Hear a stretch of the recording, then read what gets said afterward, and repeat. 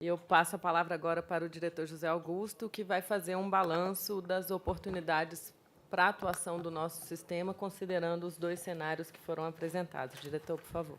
Obrigado, Camila. Quer dizer, certamente a parte econômica eu sou mais familiarizado, quer dizer, com a parte política menos, mas saio extraordinariamente otimista depois da apresentação do Luciano. Eu certamente hoje irei para algum restaurante comemorar, quer dizer, Não, hoje, antes de vir para cá, eu já comprei mais ações no Magazine Luiza, né? Porque hoje está bom de comprar, né? Muito bem.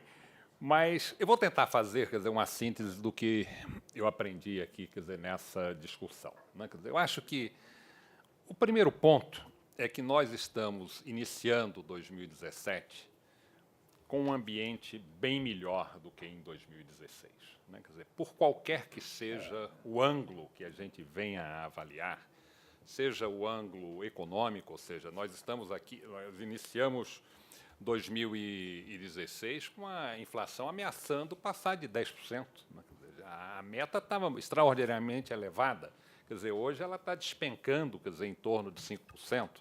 Quer dizer, a taxa de juros eu estava elevando, agora eu estou derrubando. Quer dizer, então tem um cenário, quer dizer, econômico bem diferente e, notadamente, quer dizer, o cenário político é completamente diferente, né? Quer dizer, um cenário de paralisia, quer dizer, que você não tinha maioria para governar, e um cenário agora que você tem maioria para governar, né? Então, eu acredito que a gente possa, quer dizer, sintetizar dizendo que estamos iniciando 2017 bem melhor do que em 2016.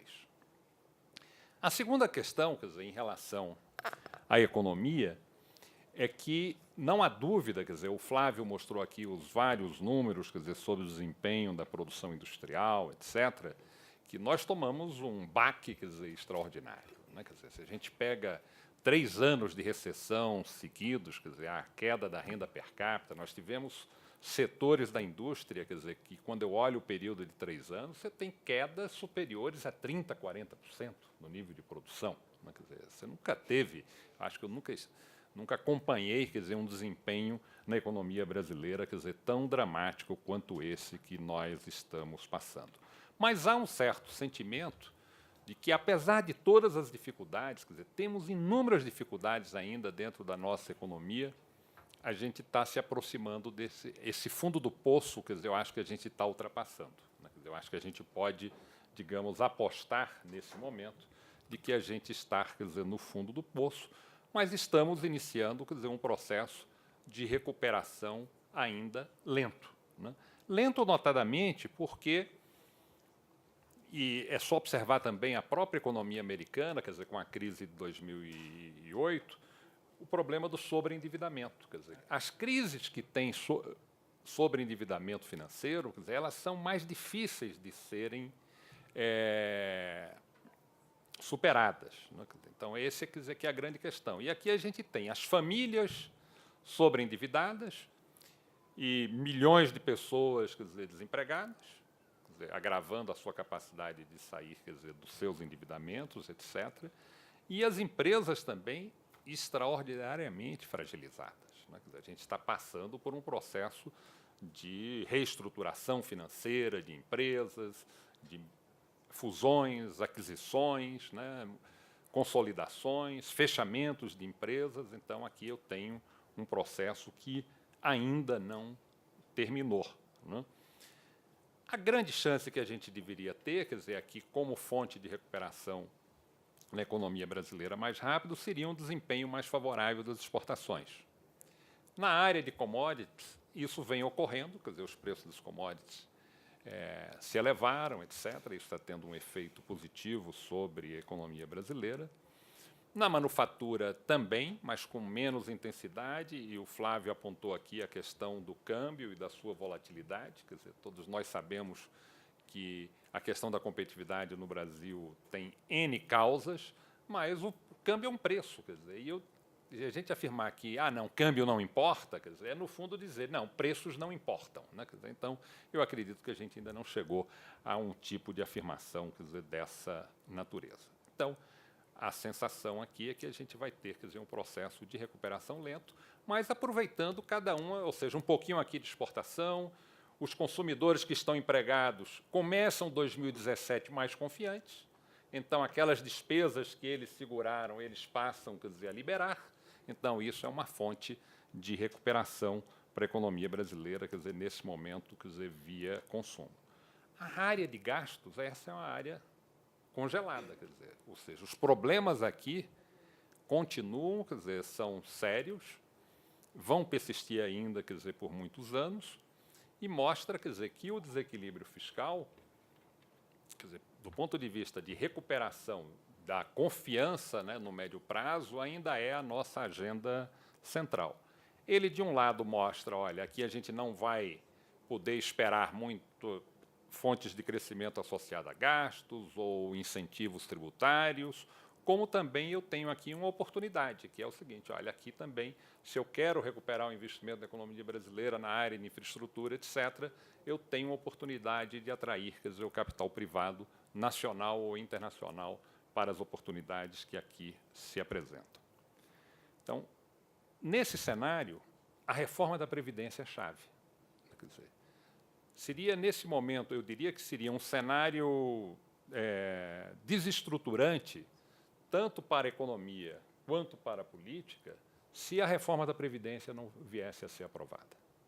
Então, eu diria que esse seria o grande cenário desestruturador hoje da economia brasileira, porque os mercados rapidamente, quer dizer, absorveriam, quer dizer, essa péssima notícia, quer dizer, e dada a trajetória da dívida, quer dizer, que a gente tem hoje no Brasil, quer dizer, eu não sei, quer dizer, o que é que sobraria, quer dizer, nesse ambiente, caso a reforma da Previdência não venha a ser aprovada. Então, eu diria que, na nossa agenda empresarial, o suporte e a vocalização em torno da reforma da Previdência é absolutamente fundamental. Quer dizer, até porque, tanto pela fonte de desequilíbrio que pode gerar na economia, como também pelo fato de que não ter reforma da Previdência é contratar aumento da carga tributária. Então, se nós não queremos contratar um aumento da carga tributária, nós temos que lutar pela reforma da Previdência. E aqui é um problema estrutural, quer dizer, nós temos, quer dizer, indivíduos no Brasil ainda com 50 e poucos anos se aposentando. E a expectativa de vida desse indivíduo está se aproximando de 80, 90 com a idade que ele tem hoje. Quer dizer, eu diria que a maior parte hoje das crianças, das pessoas que estão aqui nessa sala, 50% de probabilidade de chegarem a 100 anos. Então, como é que a gente vai montar, quer dizer, um sistema com capacidade, quer dizer, em que aos 50 anos a pessoa se aposenta? Né? Quer dizer, você só vai tributar nesse país, quer dizer, e essa criança não vai ter emprego, porque não vai ter capacidade de crescimento, quer dizer, na economia brasileira. Dito isso, quer dizer, e trabalhando, quer dizer, com o cenário positivo de que o governo tem uma maioria forte, quer dizer, que vai conseguir a reforma da Previdência, eu acho que a gente poderia ter condição de imaginar, quer dizer, um cenário virtuoso para 2017. Ou seja, de forma progressiva, a economia vai recuperando, quer dizer, esse primeiro trimestre ainda vai ser um primeiro trimestre, eu acredito, ainda com números ainda muito ruins, mas a partir do segundo e terceiro trimestre a coisa já vai, quer dizer, melhorando, quer dizer, um pouco mais. Então, me parece que esse cenário virtuoso é possível, quer dizer, de ocorrer, notadamente se não tivermos barberagens de política econômica e a questão da reforma. E aí, quer dizer, eu acho que uma surpresa que eu tive hoje, em torno de maio do ano passado, a CNI apresentou ao governo Temer, quer dizer, esse documento, que é a Agenda para o Brasil Sair da Crise. E nesse documento tem 36 medidas, e na ocasião a CNI, as federações e as associações empresariais desenharam, quer dizer, como aquelas medidas que seriam fundamentais para um processo de recuperação da economia brasileira. E eu comecei aqui a passar cada uma delas e fiquei surpreendido que das 36 medidas, pelo menos 27, 28 estão hoje com ações ativas. Ou seja, é um cenário de oportunidade, quer dizer, que a gente precisa ter consciência, quer dizer, dessa janela, né? O nosso As nossas duas primeiras medidas eram associadas à eficiência do Estado. Reformar a Previdência Social e implementar mecanismos de controle de gasto público. São exatamente as medidas que estão evoluindo. Na área de tributação, adotar o princípio do crédito financeiro no PIS/COFINS. Possivelmente poderá entrar na agenda desse ano. É uma agenda difícil, mas pode entrar. Ampliar o prazo de recolhimentos do IPI e PIS/COFINS. Houve alguma coisa, mas ainda pode se trabalhar. Permitir a compensação entre créditos e tributos federais. Essa foi uma medida que foi aprovada recentemente, quer dizer, pouca gente na área empresarial prestou atenção, que é exatamente a questão do tributo e os gastos de previdência, que ainda está em fase, eu acho, que de implementação. Convalidar os incentivos fiscais do ICMS, quer dizer, um tema que está aí nessa confusão do Supremo, um tema delicado, mas tem agenda. Reformar o ICMS. Na área de relações do trabalho, os 4 temas: valorizar a negociação coletiva, tem um projeto que foi apresentado, quer dizer, ao Congresso. Regulamentar a terceirização, na próxima semana essa coisa evolui no Congresso. Sustar ou alterar o texto da NR12, problema complicado, tem várias entradas aqui que a CNI tem feito no Parlamento, no Executivo, na Justiça, quer dizer, no próprio Supremo, quer dizer, em torno desse tema. Excluir os acidentes de trajeto do cálculo do FAP, isso aqui evoluiu. Ou seja, é uma agenda, quer dizer, que está evoluindo, não vou passar por todas elas, mas vocês podem ter acesso ao documento, ele está no site, quer dizer, da CNI, que tem muita coisa que está sendo feita. A própria revisão do regime de partilha de óleo e gás, que era de nossa agenda, né? Quer dizer, a modernização das condições de acesso ao gás natural importado, aumentar a participação privada em serviços de água e esgoto, é uma agenda que está crescendo. Então, vários desses temas, quer dizer, estão nesse momento, quer dizer, em operação, uns com mais ou menos, quer dizer, velocidade. Então, eu acho que isso é um ponto, quer dizer, para a gente mostrar. Eu acredito que, como o Flávio mostrou, quer dizer, a nossa agenda, quer dizer, empresarial, ela deve ter, então, digamos, ela tem 2 colunas, né, quer dizer, a coluna fiscal, né, quer dizer, que passa por, primeiro, o sinal de que essa crise não pode ser resolvida pelo aumento da carga tributária. E me parece, quer dizer, que essa foi, digamos, a primeira crise em que essa não foi a ação número 1. Né? Todas as outras crises, a primeira coisa que você fazia era aumentar o tributo. Apesar do governo ter maioria para fazer isso. Tem maioria para fazer isso. Né? Então, essa foi uma ação que eu acho que a sociedade reagiu e congelou. Né? E está sendo resolvido por outros canais. E a segunda agenda é essa do ambiente de negócios. Aqui, apesar de a gente ter mostrado aqui várias evoluções, quer dizer, o problema é que os problemas hoje do nosso ambiente de negócios no Brasil são de tal ordem, quer dizer, que essa ação tem que ser muito mais radical. Né? Quer dizer, você precisa estar mais preparado e organizado para fazê-la. Né? Quer dizer, eu acredito que, aí, o Flávio também mencionou o seguinte, quer dizer, que essa governança para fazer esse tipo de agenda funcionar é uma governança especial.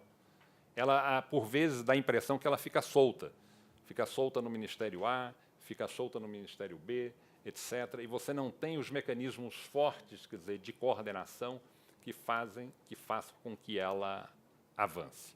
Hoje, quer dizer, nós participamos na parte da manhã da reunião do Conselho de Desenvolvimento Econômico e Social. Foi mencionado, quer dizer, o programa de desburocratização, que atende um pouco, quer dizer, essa agenda que a CNI tem insistido, e o ataque àquelas medidas do Doing Business do Banco Mundial, principalmente abertura e fechamento de empresas, etc. Tem um grupo agora trabalhando, quer dizer, em torno disso. Então, eu acho que aqui é onde a gente tem que jogar, quer dizer, muito mais, quer dizer, energia. E olhando, quer dizer, para esse cenário, quer dizer, que o Luciano fez menção, eu diria que até recentemente, né, quer dizer, todos nós apostávamos que a gente podia avançar na reforma da previdência, na área trabalhista, alguma coisa de negociação coletiva. Para alguns até foi surpresa. Mas eu acho que na área tributária nós todos ainda somos, digamos, razoavelmente pessimistas, né, sobre o que pode acontecer agora. Mas eu acredito que, com esse cenário de passar a Previdência, a gente tem que começar agora a se preparar com muito mais força, para essa possibilidade. E aqui, eu acho que a área empresarial tem um desafio, que é a convergência em torno da sua agenda em relação ao tema. Porque cada um de nós tem uma forma de ver a questão tributária, né? Quer dizer, cada um de nós aprendeu a funcionar com um determinado incentivo, com um determinado tributo, que pode ser bom para nós, mas não é bom para o conjunto da economia.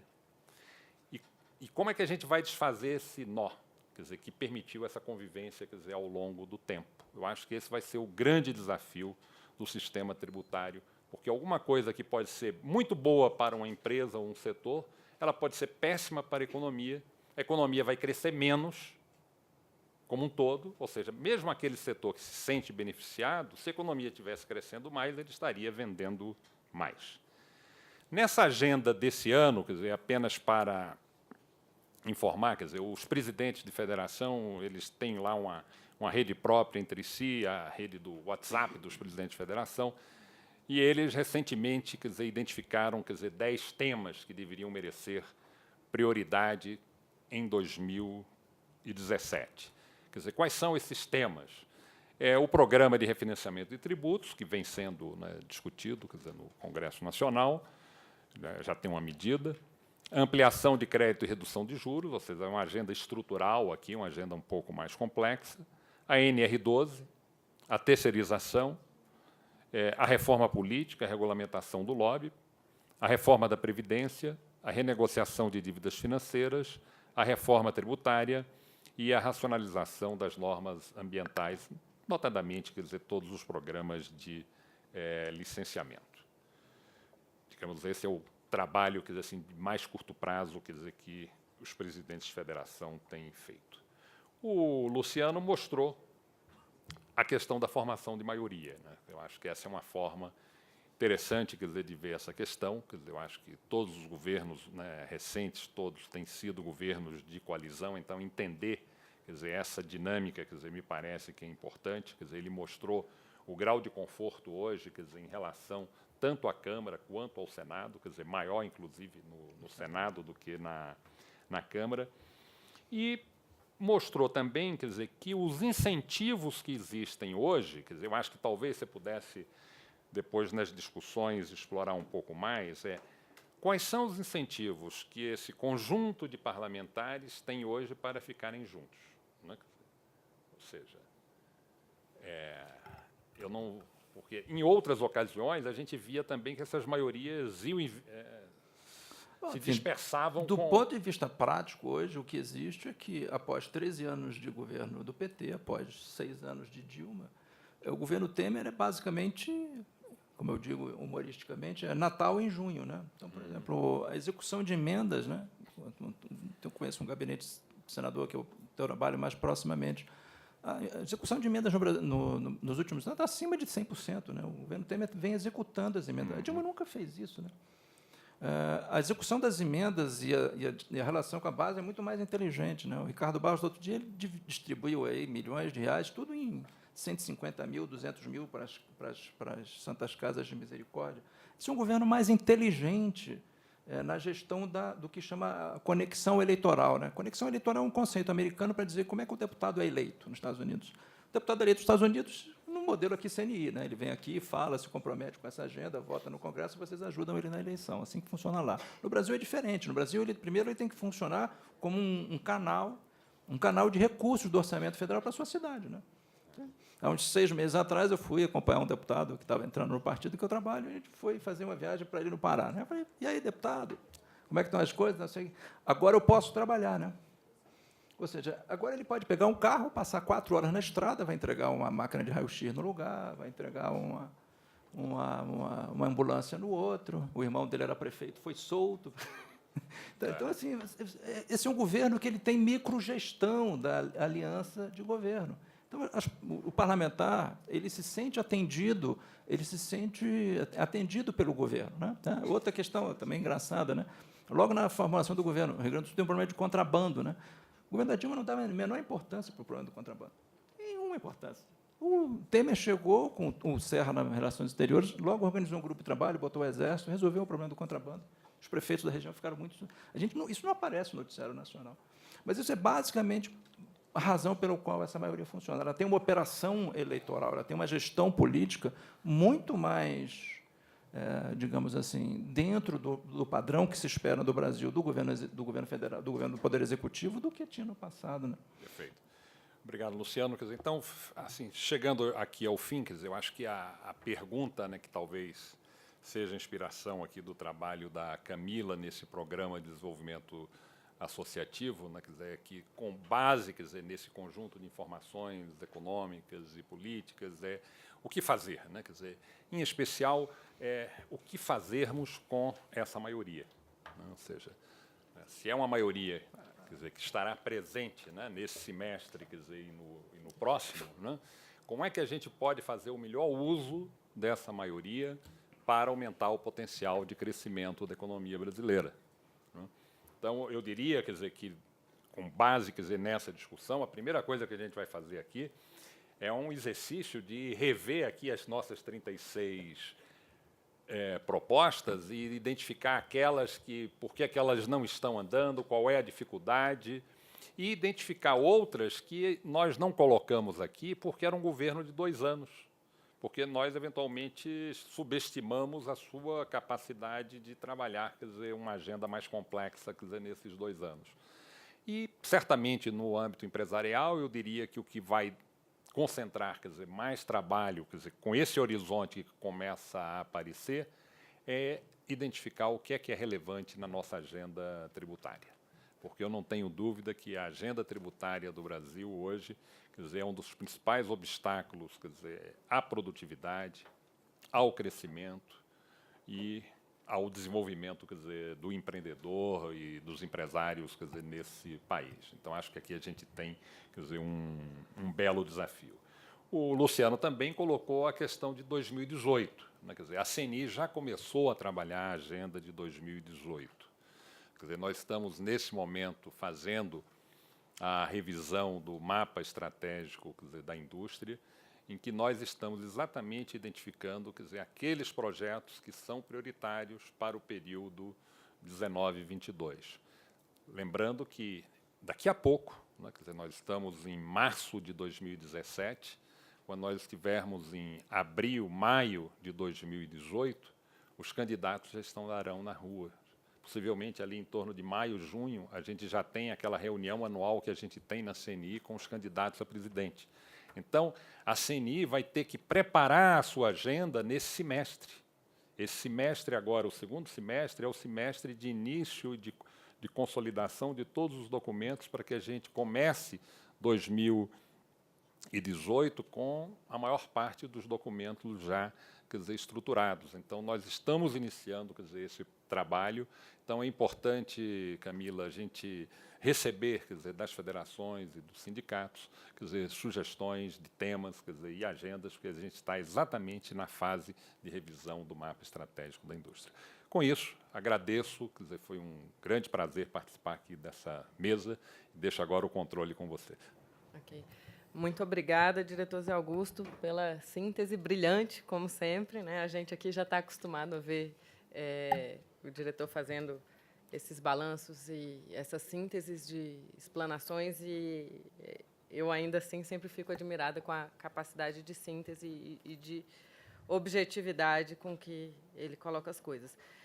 De nossa parte, já fica o compromisso também de enviar à rede sindical, por meio das federações interlocutoras, o documento da Agenda para o Brasil Sair da Crise, né? Um documento que já foi enviado há algum tempo, mas, como foi mencionado aqui, e como esse exercício de avaliar o que está andando e o que não está andando é importante, a gente vai reenviar a vocês.